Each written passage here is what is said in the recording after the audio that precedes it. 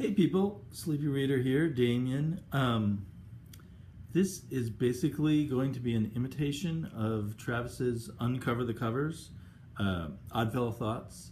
I heard him saying he thought about doing it recently but decided not to do it. He used to do this a lot, I don't know, years ago, where he'd look at a bunch of upcoming covers and previews. I think he used screenshots, but I'm going to actually use the Marvel previews magazine that just came out this week, and he would just kind of give his critique of these covers. So I just felt the urge to do that myself. I'm going to try and do it with this previews, and we'll see how it works. So here we have a cover that, and maybe this is what inspired me to do it. I love this Captain America cover. It's interesting. I think I like, this is kind of a cropped version. I think I like that better than what I assume is here is the whole version of the cover. But still a pretty cool cover. But this this dark mass here seems to detract a little. So maybe in the cropped version, the darkness is there. And it still works perfectly fine. Cropping it, maybe making Captain America even more central to the picture. But that kind of dark blob there, other than that, I love the color scheme of this cover and the way kind of all these figures that are in motion sort of serve as a spotlight around Captain America. I love Captain America's original costume. I didn't like it when they tried to make it more, quote, realistic, look more like a leather coat or a chainmail kind of thing, and took away the wings from those wings, which totally don't make sense, but took those away from his costume. So just visually, this also appeals to my sense of nostalgia. And the colors, I think, grab that sense of nostalgia. It looks like both kind of an old-fashioned cover because of the colors, but also there's something about the colors that's also modern. It's like a retro modern kind of color scheme, which I really like. So then here, let's see, I gotta move some stuff on the table. We have a Spider-Man versus the Sinister Six. It's the Sinister Six Reborn, Part 1. I don't know which is the variant cover, because there's this cover and that cover. I don't like either of these covers very much. They're far too busy. This one in particular because of the coloring, or maybe it's in the art too, but it has that airbrushed kind of look, and it just looks very plasticky, and everything kind of molds together in kind of a mess together. I like this cover, this one, maybe this is the main cover, one would assume, is a little more appealing because it has some open space. That Sinister Six leading you in there kind of draws your eye in, but I don't much like the way Spider-Man looks here. I just realized this is the Brian Michael Bendis Spider-Man, the Miles Morales Spider-Man. Anyway, so yeah, this one is better. The more I look at it, the more I like that better over this. So is that, oh, that's the lenticular homage cover by Mark Bagley. No wonder I like that better. So I guess this is the main cover, and this cover will be lenticular. It's hard to know what it will look like lenticular. But it's going to be, I think these lenticular covers are going to be hard to get a hold of because the shops have to buy so many copies of the issues. Okay, here, I like this cover. Spider-Man, Deadpool, spinning out of the pages of Marvel Legacy #1. I hear the Spider-Man Deadpool comic is quite good, so I should probably read it sometime. I do most of my Marvel reading on Marvel Unlimited. But yeah, this has a fun division of the page, and this symbol is like, I don't know what that is, like a Spider-Man balloon or spider bathoscope is fun. It's just a fun cover. Apparently there are variants. I do like, I don't know if I guess that's going to be the lenticular. I do like that. It's I can't remember which issue of Spider-Man looks like that, but It's a fun homage. This one here, I don't like at all. It has more of a 90s look, I guess, which explains why I don't like it. I'm probably not being as analytical as Travis used to be. I just do it my own responses. So 8 years later, what? Okay. Spider-Man, Spider Family, heroes or villains. Is this, it says Amazing Spider-Man, oh, renew your vows. So it's the alternate universe. I'm sorry, I'm not doing a good job of centering the image. This seems like a good drawing. I do not like the coloring. I wish it had more of the style of color that Captain America cover had. I have a love-hate. There's some colorists who just do an awesome job and some who seem to mess up the art to me. And I think in general, I don't want to, because there's some great colorists at Marvel, but there seems to be more coloring at Marvel I don't like overall when I look at Marvel's work. So here we have Ben Reilly, Scarlet Spider. It's kind of an interesting cover. I'm not sure what's going on back there. Is this going to be Electro or something? I don't know. This is a better cover than some of the others. It's a little too dark here for me. I wish they had shined more of a light there. They could have the darkness up there and still have the sense of nighttime. But it's a pretty cool cover. Do these things say who did the covers? I don't think so. Yeah, it's interesting that these previews don't have the credits on the cover. And let me see. Pardon me a second. Yeah, they do not credit who the creative team is here at all. I think that is a good drawing, and it just needs to be lightened up here, and then it would be a kind of cool cover. Not a cover that tells you a lot. Peter Parker, the Spectacular Spider-Man. Boy, that does not come out. That looks better in the to my eye, not on the screen of this iPad, but looking over the iPad and looking at everything looks darker on the iPad. I wonder why that is. Let me try some light switches. Don't know if that helps much. Anyway, this is a harder picture to parse. It took me a second to realize, oh, we're looking at Peter Parker's butt. He's holding his mask, and he's got handcuffs on. They're not very realistic looking handcuffs, I don't think. So to me, this cover doesn't work. I mean, it works after I study it a while to figure out what's going on. And it's not particularly appealing to me I guess it must have seemed like a clever cover to them, but it's not visually appealing to me to see the butt. I guess it does tell us a bit of a story that Peter Parker is arrested and unmasked, apparently, in here. I'm not going to look at all the variant covers. Mayor Fisk, Daredevil. That looks like Bill Sienkiewicz, and that is a pretty good cover.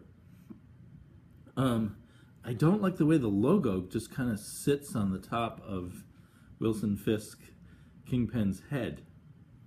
And also, I don't know what it is, how they sometimes put this white, or in this case, light color around a figure. That'd be my only real complaint. Hopefully, I don't know, they should do something with the logo there to make it blend into the picture more. Okay, to me, this cover's a mess. A variant cover over here that looks kind of like Iron Man is a little better. But Frank Castle, War Machine. Sounds kind of clever to give him some armor and everything, but gad, that cover is just a black blob. Maybe between previews and when they actually publish these covers, they'll fix the coloring.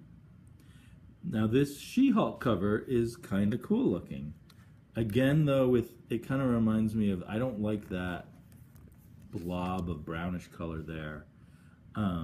But this face in the background, we got kind of three levels. This alien face in the background, I assume that's the She-Hulk, and that's, pardon me, Jennifer Walters there, or somebody. That cover has kind of a unique style. It reminds me a little bit of Richard Corbin. And I like the way the colors work here and everything.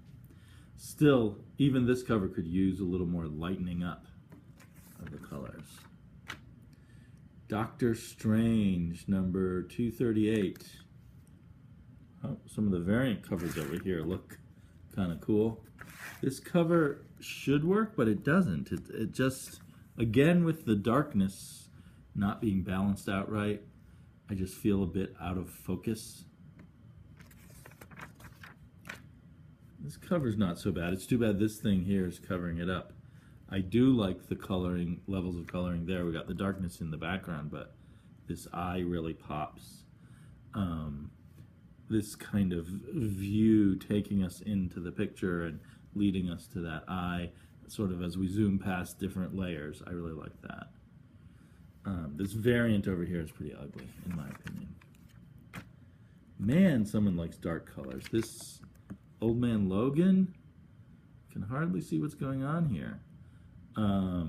I don't know who that is. She's all digitaled out. But I suppose the current readers of Old Man Logan know that. This Moon Girl and Devil Dinosaur, this appeals a bit more to me. It's kind of a floating head cover, and it's almost too simple. Usually the regular artist in Moon Girl and Devil Dinosaur is simple, but in kind of a sophisticated, elegant way, in my opinion. And this looks a lot simpler than that. Not sure what's good. It almost looks like an initial sketch that was colored in.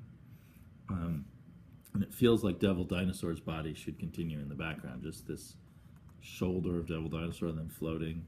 I guess they felt it was cut off by the flame visually. I am kind of very curious.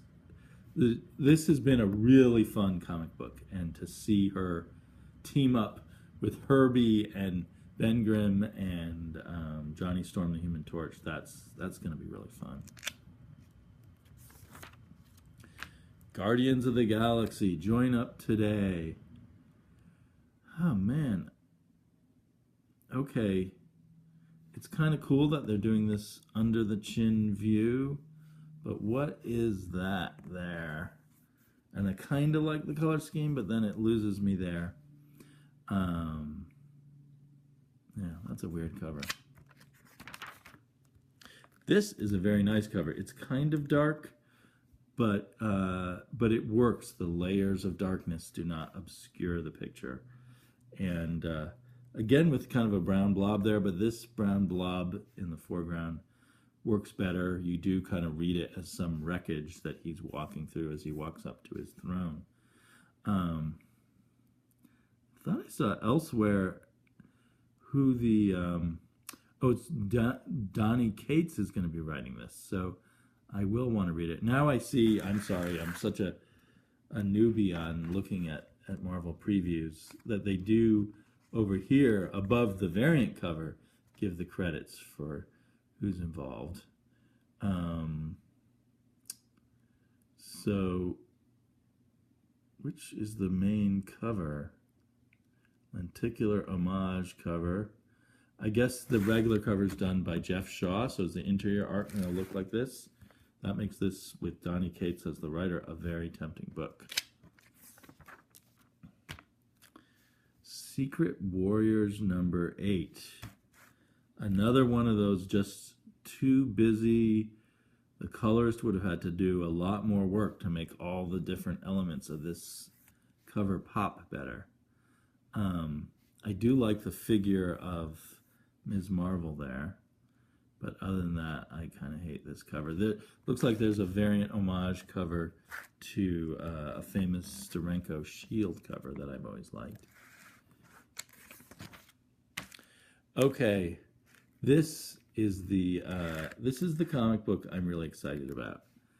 Who Says a Comic Has to Be Good? Not Brand Act number 14. So I guess because they're going to the original numbering, In the entire history of Marvel Comics, they put out 14 issues of Not Brand Echh.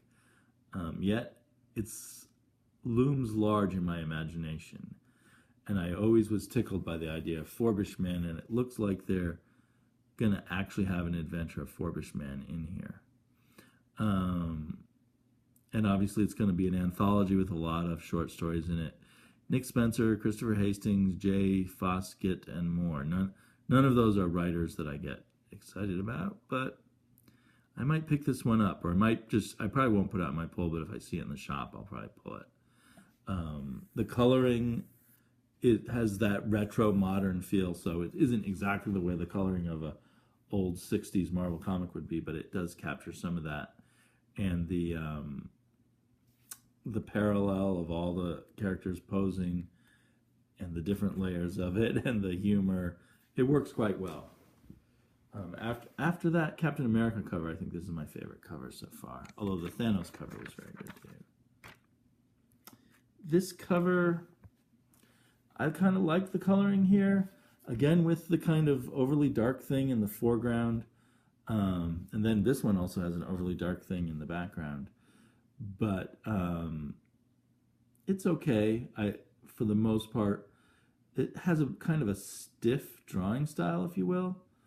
I think every time I look at Master of Kung Fu, I want to see Paul Gulacy artwork, or at least Gene Day artwork.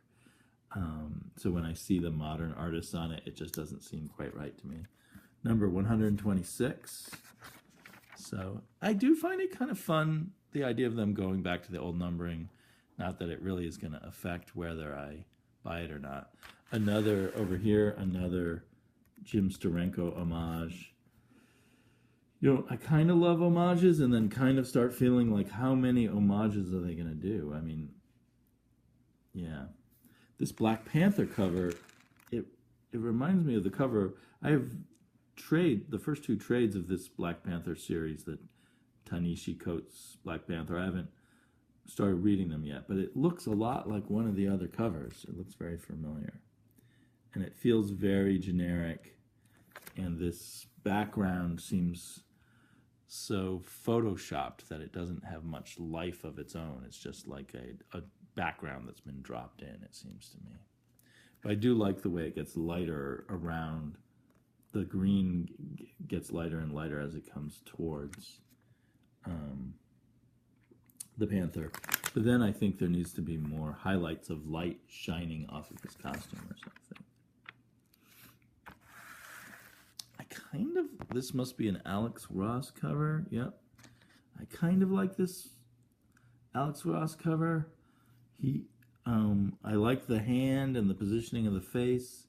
Has a bit of a Gil Kane homage feeling to it. I like the way this arm is coming into the picture, but something doesn't quite work with all the colors and everything. I actually like this cover quite a lot.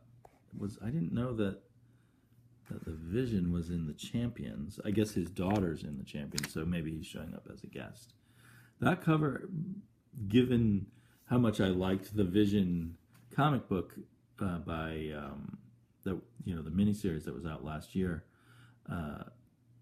by Tom King, kind of makes me want to pick up this issue. But I probably won't really. I'll probably just read it when it comes out on Marvel Unlimited.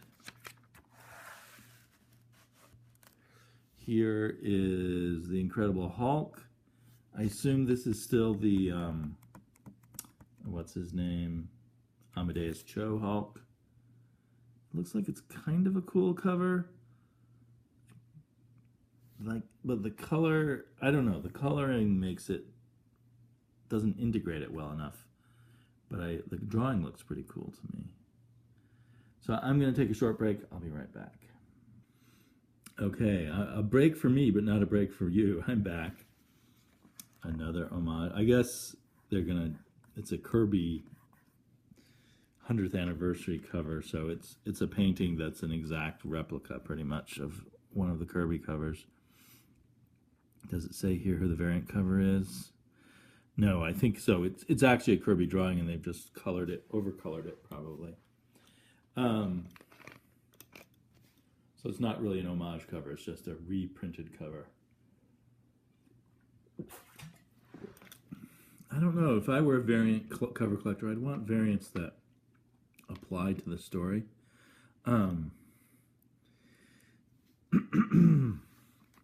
Anyway, okay. Here is Thor 701. Thor has been around a long time because Thor didn't even start at #1 anyway, because it was a, what was it? It was Journey into Mystery that was then changed. The name was changed to Thor. This is a very cool cover. The cover is by Russell Dauterman, but I'm kind of excited to see that James Herron's going to be doing some Thor. I get Thor through the mail, a mail subscription, so I do get physical copies of Thor. So I'm really psyched to see that. And it's kind of an odd cover. It's wonderfully colored. And I assume that it's colored by, they don't list the colorist here. What's his name? He's one of my favorite colorists, and now I can't remember his name. It'll come to me later. I want to say it starts with an M. Falcon #2. Surely there's been more Falcons than that, but I guess not. Cover by Jesus Saez, who's an artist I like a lot, but I do not like this cover. It's hard to parse at first. Part of the failing may be the coloring. This really ugly face just makes me want to look away, really. And then it takes me a long time to realize those are fingers there. Maybe because I'm not reading enough Captain America, I don't know who that character is there. Not that that's a criticism of the cover. I kind of like what they're attempting to do, because again, it's kind of like almost like a Golden Age cover where the yellow claw, maybe this is supposed to be like the yellow claw, appears gigantic and holds characters. And it says something here about a demon prince and son of Mephisto, Blackheart. So anyway, I feel like it was a good idea, but a failed attempt. Invincible Iron Man. That's an homage to some cover from Secret Wars or something like that. And the search for Tony Stark continues. It just doesn't work a whole lot for me. Maybe they should have put a question mark in there or something. This is not a bad cover. I'm not totally in love with it. Like, where is Kraven's foot there? But anyway, it's a pretty good cover. It kind of grabs me. I like the way Kraven is portrayed. Okay, here we have the... I get confused by the spider titles. There's too many of them. But here we have the actual Spider-Man. It's an Alex Ross drawing. It's quite cool. Something funky is going on with the buildings. Are we sideways? We're above the buildings, but sideways. And the faces are a little confusing. But still, it's a very appealing cover. I mean, I think if I were buying off the rack, this cover would tempt me. The colors are quite cool. On the other hand, this cover would totally make me not want to buy this. That is a mess, and maybe it relates to the plot, something to do with S.H.I.E.L.D., but it just repels my eyes. On the other hand, this is kind of a cool cover. Luke Cage, Caged, Part 2. Luke Cage, number 167. This is very modern. It reminds me a bit of David Aja. I really like these shadows and the way they've incorporated the credits and the numbering. You know, the prisoner making the numbers around the... So that's a really cool cover. It kind of makes me curious what's going on with Luke Cage. I guess he's back in jail or someone's imprisoned him in some way.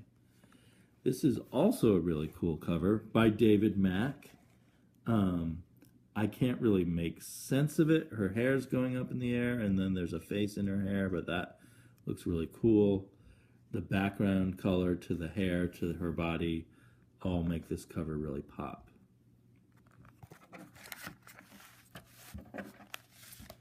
This cover is kind of neat too. The Defenders, does it say? David Marquez did this cover. I do feel like the color change from this red to the bluish diamond color is a little extreme. Somehow maybe I would have done something with the red to make it less of a sharp separation. It's almost, I mean, I guess the effect is supposed to be like this thing is sitting on top of the red, but it seems, again, separate, like two different layers. Iron Fist cover. Whoa, that to me looks really photoshopped, and I don't like it. At least, yeah, this must be a photo of the city in the background, and these lights here really don't work. See, I don't like that cover. This is interesting. This Captain Marvel cover. I was going to say it almost looks like Bill Sienkiewicz. It's by Phil Noto. It's a Phil Noto cover. There are points where the delineation isn't sharp enough for me, but it's definitely got a cover with a lot of cool elements. And again, maybe too much darkness, which keeps things from being delineated one from the other. I'm seeing I'm still got tons of this to go. I'll have to choose a cutoff point. The Royals. Is this indicating that Medusa got her hair cut off, or is this some other character? I don't know enough about the plots of the Royals. I guess there's two issues, so there's the other issue. It's a cover by Javier Rodriguez, who is a kind of a cool artist, but just doesn't quite work for me. America, number 9, starring America Chavez, I think is her name. It's not a character I know a whole lot about, but this is a pretty cool cover. I like this framing device, and I like the way her figure is done. Kind of sexy, but not just your standard sexy thing. The background there is kind of cool. Yeah, this is a great layout. It's by Joe Quinones, who's not an artist that has always wowed me, but this cover does kind of wow me. Spirits of Vengeance, War at the Gates of Hell. I don't like that cover, but I kind of am curious about this. I didn't know there was a Spirits of Vengeance comic out. Covered by Dan Mora. That name's really familiar. Have I seen him in an indie comic or something? But I do kind of love these supernatural Marvel characters. All New Wolverine. That's an interesting cover. But I think, she's in a different color than the rest of the characters on the cover, but somehow the composition doesn't lead my eye very well. Maybe it's these X's are very distracting, so my eye pops all around the cover. Maybe this is a good stopping. Oh, here's some big Mojo Worldwide Part 5. Which is the variant and which is the actual cover? Oh, it's X-Men Gold and X-Men Blue. It's two different comics. These are both pretty cool covers. This is by Dan Mora. And this one I like even more is by Arthur Adams. Generally, again, I wish the colorist had a lighter touch. We could make out a little more in this pile of people underneath Mojo, but it's a good cover. And I guess here's some more X-Men Gold, X-Men Blue. Where's that? Yeah. It's an okay cover. I wonder where they'll put the title. Maybe down below. Again, I don't know. I'd lighten up some of this blue.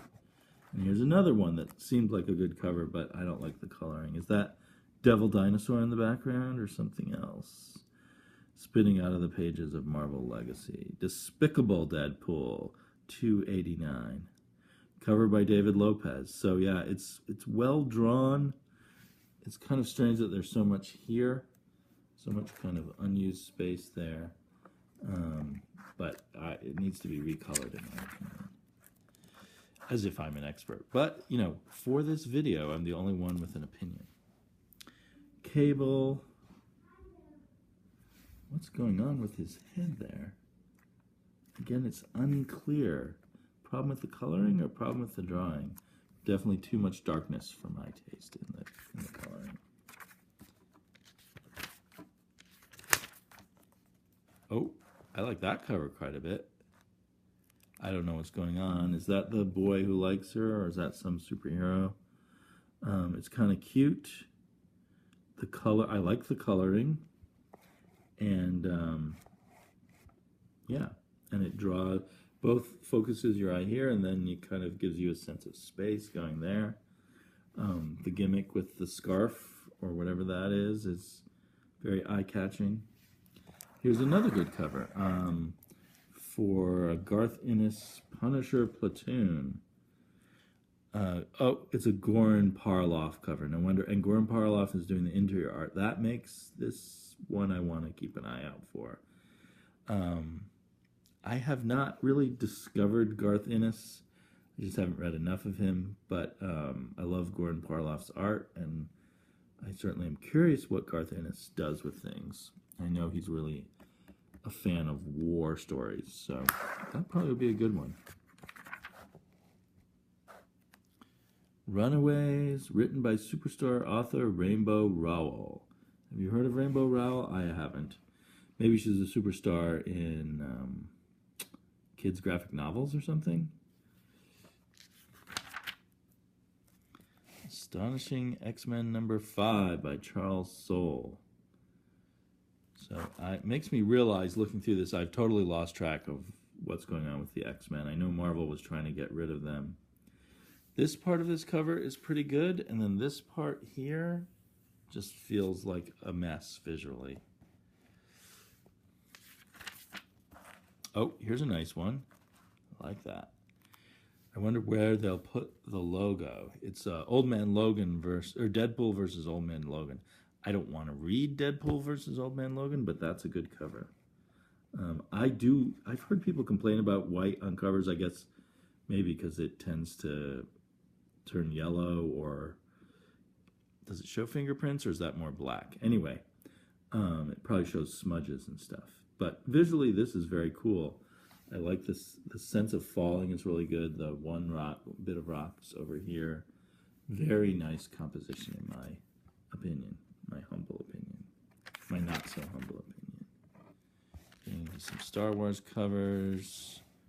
Kind of cool, kind of too dark. I think I've come to the end of what I'm going to talk about. So, you know, overall, if I were just looking at covers, I think I would want to buy a pretty good number of these Marvel comics. I, however, don't buy very many Marvel comics physically and read most of them, or not read. I only read some of them even on Marvel Unlimited, and it's I'm more likely to read the old. Is that the Defenders versus the Avengers, or just as Thor versus Hulk? I'm more likely to read the old stuff on Marvel Unlimited than the new stuff, unless something really catches me. Because I feel, I've stated many times, I just feel like Marvel's events kind of ruin a lot of their storylines. And, yeah, I don't know. Some of the Marvel art is good, some isn't. Some of the, seems like just, it's a less good bet for me to like it than DC, and definitely than Indies. So I'm happy with just sticking with the reading on Marvel Unlimited for the most part. I do get Thor, I get Moon Girl, And I get Silver Surfer, which is ending. I'm really sad about that. Here's a really cool cover, actually, of the most recent Silver Surfer that we received in the mail. And I think there's one more cover to go. I think, this was the best Michael Allred comic I've ever read. Not this particular issue, but I mean this whole series. That Dan Slott knows how to write for Michael Allred. And Michael Allred did some of the best work of his career so far, I think, in the Silver Surfer. So, and I guess they had about, a 29-issue run or something. That's not bad, but I just want it to go on forever. Okay, talk to you all again later. If you made it all the way to the end, let me know what you think of have you read the Michael Allred, Dan Slott Silver Surfers, or do you plan to? And what do you think of them? Talk to you later. Bye-bye.